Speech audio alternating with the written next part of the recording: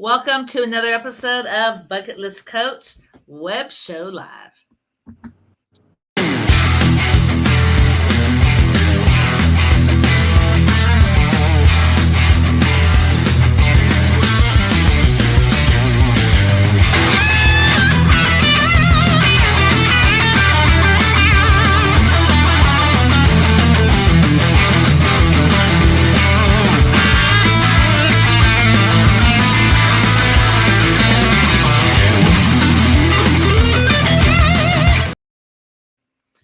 Hello, Cindy Lee here, Bucket List Coach Web Show Live, aviation enthusiast. So, a little background on this podcast. I started the podcast in 2017. My very first love was for the beautiful C5 when I lived near Travis Air Force Base. And just a few years ago, I started this podcast. I actually have this podcast as a bucket list podcast, but I started the aviation series about 3 or 4 years ago. And a big shout out to Jeff Bourbon with the Yak 110. That's really where I just started meeting all these amazing aviators and aviation enthusiasts. And tomorrow you'll get a chance to meet Dick with EAA Air Venture. So if you're looking for an amazing place to mark off your aviation bucket list, I believe there's something like 1,100 airplanes. Just on the 19th was National Aviation Day. And I was at the Yak Museum here in Southern California, over 200 airplanes. I was about losing my stuff. It was so amazing. And of course, my favorite plane of all time is the F-14 Tomcat, baby. And we're going to go to a quick video.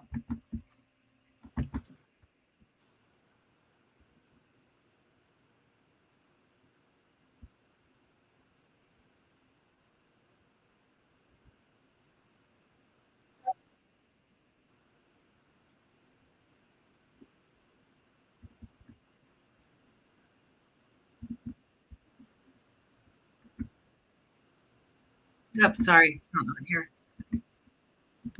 It will break before the airplane does. It's quite a beast. Yeah, we often talk about like the meat in the cockpit. He's definitely he's the weak point now with this modern construction. You saw there, we're bringing up these factoids on the screen so you can learn a little bit more about what's going on when they fly. And they mentioned the composite materials. And in fact, that is one of the reasons why you do not see onboard images for this particular airplane. We learned that composite really does a great job of blocking signal. So we would catch them on the canopy side, we lose fast as his roll is, which has to be 400 plus degrees a second. 420 degrees a second, and so that's a lot of time where he's on off. So that's why we don't have onboards for him because his airplane is so high tech. Yeah, that carbon fiber is a huge, conductive material, and that's actually a big concern when you're building an aircraft out of carbon fiber like this, like the MX2. It's like you mentioned, all carbon fiber. You actually need to put all the radios in places where they can work because it's the same difference as with our onboard cameras, right? And for folks perhaps who are just listening to us, as you heard me go back and forth between MXS and MX2, obviously MX2 right there tucking in with the second seat. So that's the distinction, MSX sort of being the single seat version of that. And for the MSX, talking about that, gosh, 14G loading, and that engine right there is impressive. Yeah, the IO 540 Thunderbolt. He's got a carbon fiber prop out on the front of that. And yeah, he's pushing a ton of horsepower. The aircraft only weighs 1,350 pounds, which is... For the amount of horsepower behind it, it makes sense why he could just hang on the prop here and do what he's about to do. Here he goes up over the end there. No shortage of horsepower and thrust. Wow, baby. And this is what I love. We watched him practicing yesterday. Watch him as he comes down super low and so fast.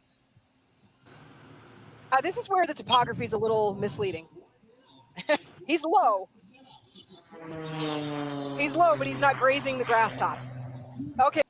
Yeah, baby. That's what I'm talking about. Woohoo! Oh, something happened with our stream today. So what do you got to say about that? Well, I love flying. It's always a good time, right? Mm-hmm. Yeah, so let's talk about your story. So my story started out when I was just a little kid. Aviation is not like it's just not big in my family at all. Like, I don't know. Like, I've always kind of been a horsepower junkie and love to ride motorcycles and ATVs and snowmobiles, and kind of that's where I got my start in like power sports and stuff like that. When I was just a little kid, my dad, my family owns a machine shop. That's Oh, wow. what my family's done, and my dad had a person in this valley that owned another machine shop, and he had a super decathlon. Took me for a ride in that airplane when I was just a little kid, and kind of that's like where I just got, I don't know, just got started doing it. And like at 5 years old, I was just enthralled with like just airplanes in general. So when I was about 8, I started flying model airplanes and building models and kind of just doing all that stuff. Back in the day, you used to have to buy all your airplanes as kits and build them, so they didn't come put together, So, and it taught you a lot of skill set about how to build things and whatnot. As my life went on, I became more active in racing, in motocross and stuff like that, and doing a lot of that kind of stuff. And the model airplanes became less and less, desirable, especially when you take a year to build them and crash them in 30 seconds, Mm-hmm. Oh, yeah. I used to have the model build, fly, crash, and repeat.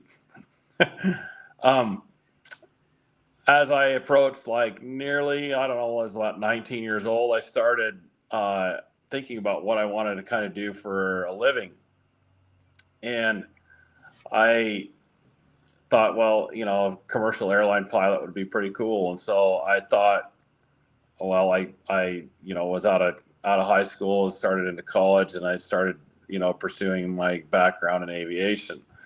I got my pilot's license when I was about 20 years old. And I started just building all my time and doing that stuff, and got my ratings and whatnot. And my father bought us a piston twin airplane for our company, and I was flying him around the country, doing a lot of this stuff. And I don't know, probably five years into it, I'm like, I really loved flying airplanes, but I hated being gone.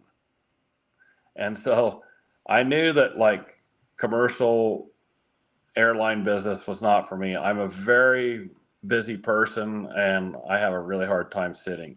So, Yeah, right. I guess that would be, one of my downfalls. So I kind of didn't really pursue going into doing commercial work anymore. And I actually picked up flying models again when I was about 24, probably. And I don't know, I just had like a notion to like, I don't know, I took an aerobatic ride from a guy up in Heber City, Utah, which is where I live, close to where I live. And I went up in an extra 300 with him, and I got like super sick. These guys are like F-15 pilots, and Oh, my God. like, I think it was their motive to just make somebody sick in 5 minutes, which is That's not like hard the to Yak do. 110, right? Yeah. So that's one of the things that's really funny about this industry and me. Like, I used to get super sick when I first started out doing this. It takes it takes a lot of conditioning, to be honest with you. Like, especially when you're first learning how to do all this stuff. And but I stuck with it. I took a couple lessons from these guys. I wanted to, I don't know, like I didn't ever even have a dream of becoming an airshow pilot ever. Seriously? Wow. No, I didn't. That is the dead honest truth. So who was your inspiration? well, I just wanted to fly aerobatics, because to me, like, it was the ultimate. It's the ultimate sport. Like, I mean, like, there's nothing to describe it. I mean, once you've done it, and I don't know, it's just a hard thing to describe. It's just there's so much to it. It's something that you can never ever master, for one, and there's just it's just endless possibilities of things to accomplish in this industry. And so I was really set on buying my first airplane.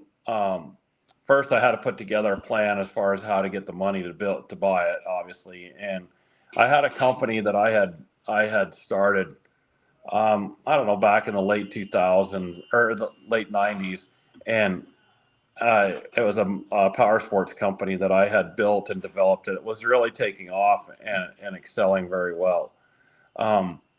And I basically, I don't know, over time got enough money together that I went and bought my very first airplane. I bought it from Southeast Air. I bought an extra 300 from Doug Veda down there in Florida. I honestly didn't really know a single thing about flying aerobatics. Very, very little.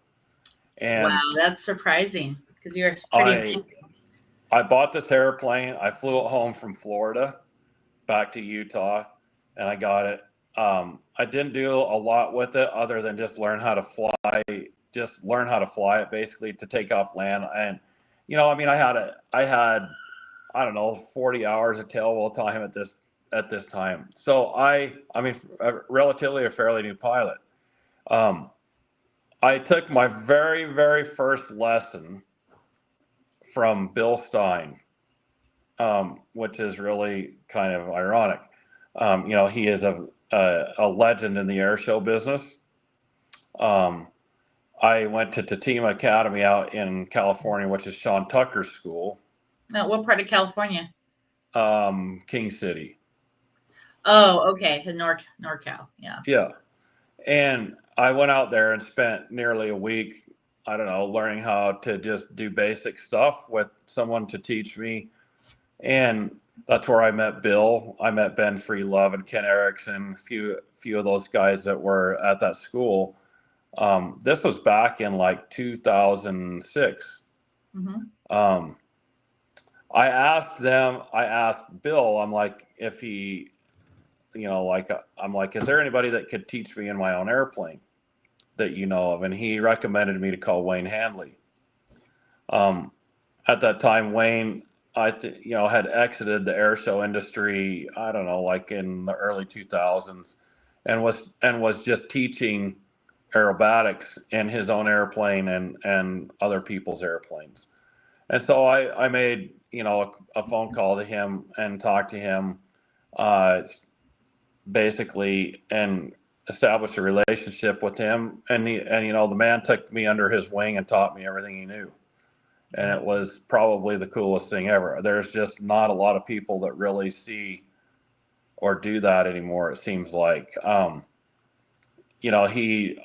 spent nearly, I don't know, like about 6 or 7 years learning to fly under him. And he, would critique me and stuff like that. About, I don't know, I'd say it was about 3 years into flying. He asked me if I ever had a desire to fly air shows. And I'm like, I don't know, not really. Like, I mean, I never considered myself or thought of myself to ever fly air shows or do anything like that. Like, I just never had that dream. Like, and he's like, you ought to try it, maybe. And he's like, you'd be a great candidate. He's like, you have, really, you love that kind of stuff, and that's your style of flying. And he goes, I think you'd do pretty well. So, believe it or not, I got my first air show license in 2008. I flew my very first air show in Wendover. Mm-hmm. And I will never forget it. It was, late September. I was so nervous. Like, literally could not sleep for weeks thinking about this. Like, how, I mean, there wasn't that many people there. I mean, I would say like, a couple thousand people at that air show. It was a relatively small show. Oh yeah, yeah. But the thought of it, just learning and being there and like doing it, I was scared to death. And Wow. I went in there the very first time and I did fantastic, believe it or not. I did really good. Flying there, I had no problems. Um, and so I kind of got hooked at that minute. Like that year I only did one air show and that was it. So what was it that you were fearful about? I mean, The I don't know, landing?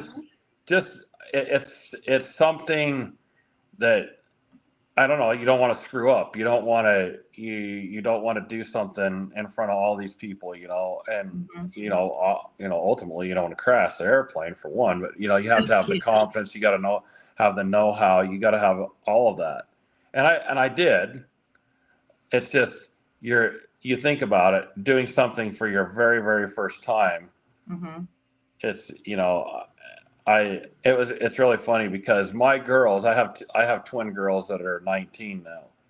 Oh. And my girls, I have a video. I had a friend of mine who made a video, and you can still find it on YouTube somewhere. And my little girls are like 2 feet tall, like, and they actually remember that. They remember me flying there, and it's kind of interesting because I've watched that video with them a couple of times actually of late. It's kind of interesting, but I don't know. From that point, I kind of just got a hook on it, and I just kept going and going. And in this industry, it's something that doesn't happen overnight. It takes a decade of hard work to build a name and a reputation. You know, I had a lot of great people along the way that helped me out. Buck Ropeman was a very instrumental in helping me. Gary Rower from Colorado was great. Wayne Handley, lots of people just it had helped me along the way. And John Klatt, just make friends, with people along the way, and everybody gives you a little token of advice, and which is really awesome. So, um, you know, this industry, it's a very small niche community. I mean, when you really think about it, you have about, I don't know, like 300 performers in the United States that do what we do, like Mhm. across the board, and you consider yourself one of them. I've been doing this now for 18 years. Oh, really? Wow. Wow. So So how old were you when you started? When you actually started competition? I Or flew my very first I flew my very first show back in 2008, and I've been flying. Started doing acrobatics in like '05, so 20 years ago. So I don't know. It's fun. I've met a lot of really cool people. I enjoy it. It's definitely my passion. I love doing it. So that's kind of where it's led me to today. I've flown 4 different airplanes now in air shows, from extra 300, an extra Sure. 300L to an LX to an MXS to an MX2. Um, I guess we could talk about the airplanes a little bit. I don't know if you want to do that. Yeah, let's talk about the extra 300. So the extra 300 was my very first airplane that I learned in it. Very good airplane. They are awesome. Um, they're a great 2-seat airplane to learn in. As far as doing high energy stuff, I outgrew it in a little while, and I moved into the MX aircraft series of airplanes. I bought my very first one of those back in 2010, and it was honestly, this airplane is the lightest, most powerful airplane that was ever built. It was built to race in the Red Bull Air races. It's super light, lots of power. I mean, just like, it is the king of the hill of airplanes. What And kind I of bought engine? Say again? What kind of engine? They all have Lycoming 540s in them. So, this particular airplane that I bought was raced in the Red Bull for 1 year. And the gentleman that owned it passed away, and I bought it from his estate. I bought that airplane, and it was so far over my head because Yeah. it had so much power, and I'm like, oh my gosh, like I'm never gonna get used to this thing. And it took years and years and years and years of just burning gas and figuring it out and building a routine and finding people to help you. And that's the cool thing about this industry that I really like is just simply that, you find these people that that are instrumental in helping you out. And so that's why I pay it forward as well as myself. Like one of the things that I do, I fly for the Ryan J. Poe Foundation. I don't know if you've ever heard of that, but Greg Well, that's Poe. amazing that you're paying it forward, because that's one of the questions I usually ask on the show. Is towards the end of the show. Tell me about that. So Greg Poe was an air show performer back in the 90s, 2000s, up till 2012, passed away from a heart attack. He was like probably one of the top 5 guys. He had a son that had passed away from drug overdose, and he had developed this program called the Elevate Your Life program, and he named it after his son. And it's a program for kids to what they do is to find a path of their dreams and whatnot. And so they basically he has a program that people can choose what they'd like to do in their life, and they write an essay or something like that, and they submit it to this organization, and the organization picks these kids, and we give them a ride in the airplane. And I think probably over my career, I started doing this for them back in 2012, believe it or not. I've done probably over 100 rides. Wow. Thank you for did doing that. That's amazing. I just did Twin Falls, Idaho this last weekend, and I did 2 rides myself. They did 9 kids total at that air show with some of the other performers.